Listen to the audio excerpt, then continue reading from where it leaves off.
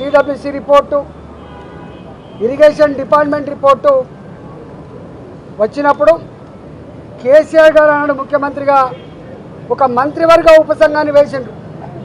హరీష్ రావు గారి నాయకత్వంలో వారు ఆనాడు ఇరిగేషన్ శాఖ మంత్రి, నేను ఆర్థిక మంత్రిగా, అదేవిధంగా ఇవాటి మంత్రిగా ఆనాడు మంత్రిగా ఉన్నటువంటి తుమ్మల నాగేశ్వరరావు గారు ఆర్ఎండ్బి మంత్రిగా మంత్రివర్గ ఉపసంఘం వేసినారు.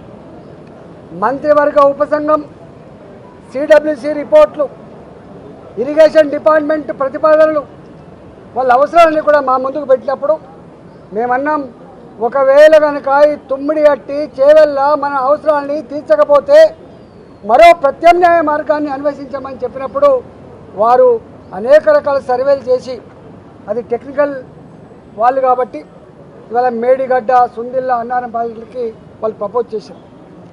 ఆనాడు ఆ ప్రాజెక్ట్ కాస్ట్ 63,000 కోట్లు అని చెప్పి వాళ్ళు అంచనా వేశారు.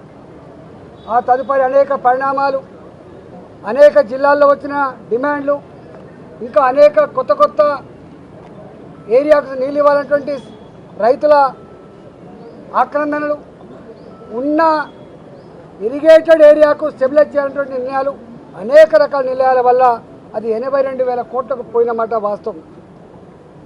ఆ తదుపరి ఏం జరిగింది మాకు సంబంధం లేదు. ఇక్కడ మమ్మల్ని అడిగిన ప్రశ్న ఏంటంటే, మీరు ఆర్థిక మంత్రిగా ఉన్నారు కదా, ఈ డిజైన్లతో, ఈ కన్స్ట్రక్షన్తో, ఈ టెక్నికల్ ఆస్పెక్ట్తో మీకు సంబంధం ఉందా అని చెప్పి అడిగినారు. మాకు ఏమీ సంబంధం ఉండదు. రెండో ప్రశ్న, వాళ్ళని కాళేశ్వరం స్పెషల్ పర్పస్ వెహికల్ అయితే పెట్టిండ్రో, కాళేశ్వరం ఇరిగేషన్ ప్రాజెక్టు కోసం ఒక కార్పొరేషన్ పెట్టిందో, ఆ కార్పొరేషన్ రుణాల మీద మీకైనా అధికారం ఉందని అడిగినారు. కానీ కార్పొరేషన్ మీద ఆర్థిక డిపార్ట్మెంట్కి, ఆర్థిక మంత్రికి ఏం సంబంధం లేదు. వాళ్ళు ఆనాడు ప్రాజెక్ట్ రిపోర్టు బ్యాంకులకు సబ్మిట్ చేసిండ్రు, డబ్బులు తెచ్చుకున్నారు, వాళ్ళే ఖర్చు పెట్టుకుని తప్ప మాకు సంబంధం లేదు. అసలు ఒక్క మాటలో చెప్పాలంటే ఇరిగేషన్ డిపార్ట్మెంట్కు తోడుగా అనుబంధంగా వాళ్ళ దగ్గరనే ఒక అకౌంట్ డిపార్ట్మెంట్ ఉంటుంది, దానికి ఒక ఆడిట్ డిపార్ట్మెంట్ కూడా ఉంటుంది.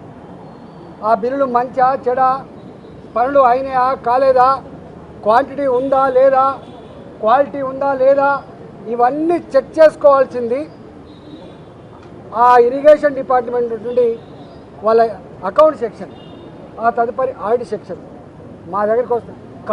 కాళేశ్వరం కార్పొరేషన్ కింద ఏ డబ్బులైతే ఉండనో వాళ్ళే నేరుగా పే చేసుకున్న మాకు సంబంధం లేదు.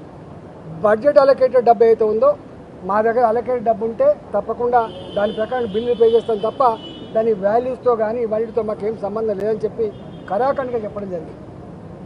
కానీ వాళ్ళ ఎంత దుర్మార్గులు అంటే, ఈ ఈటల రాజేంద్ర గారు పిలుస్తాండ్రు, ఏం పిలుస్తావు, ఏం పిలిచినా ఏముంటుంది, మా బతుకు చాలా ట్రాన్స్పరెంట్గా, మేము ఎథిక్స్ కోసం బతికిన వాళ్ళం, ప్రజల కోసం బతికిన వాళ్ళం, కంత మీద తుపాకీ పెట్టినా కూడా గదే మాట మాట్లాడలేదు తప్ప ఇంకోటి మాట మాట్లాడటం కాదు.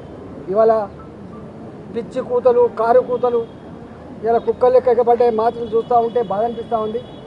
ఏది ఏమైనా తెలంగాణ ప్రజలు నిజమైన న్యాయ నిర్ణేతలు, ఎవడు తప్పు చేసిండో ఎవడు ఒప్పు చేసిండో వాళ్ళు నిర్ణయిస్తారు తప్ప ఇవాళ కొద్దిమంది బట్టకాల్చి మీద చేసినంత మాత్రం ఇవి అయ్యే ప్రసక్తి లేదు.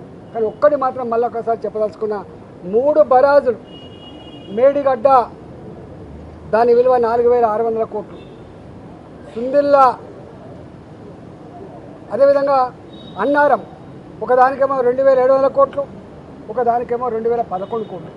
నేను ఒకటే కాంగ్రెస్ పార్టీని డిమాండ్ చేస్తూ ఉన్నా, భారతీయ జనతా పార్టీ ఇప్పటికే చెప్పింది నిజాయితీగా ఉండాలని చెప్పి కోరుతుంది. పార్టీ ప్రభుత్వ ధనాన్ని దుర్వినియోగం చేద్దని చెప్పి కోరుతుంది, చట్టాన్ని లోబడి ఉండాలని చెప్పి కోరుతుంది, నీకు ఇచ్చిన కర్తవ్యాన్ని ఒక ప్రజలకు బాధ్యతతో పనిచేయమని చెప్పి కోరుతుంది.